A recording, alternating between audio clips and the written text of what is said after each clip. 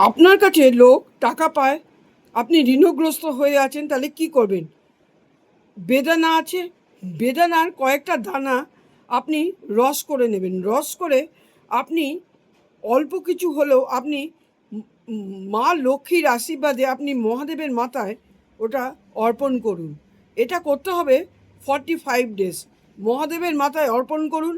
আর আপনি যে ধার দেনা মানে ঋণগ্রস্ত হয়ে আছেন, মানে লোকের কাছে টাকা আপনি ঋণ হয়ে আছেন, সেটা থেকে আপনি মুক্তি অবশ্যই পাবেন।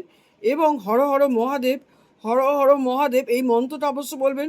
জয় মা লক্ষ্মী, জয় দেবী দুর্গা, এই নামটি আপনি অবশ্যই বলবেন।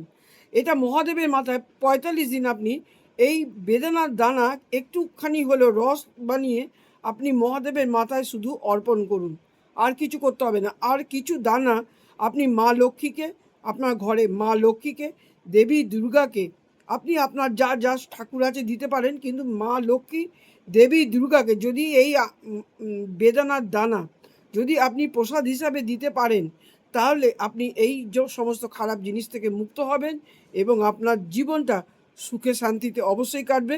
এটা কাজটা করবেন 45 ডেজ।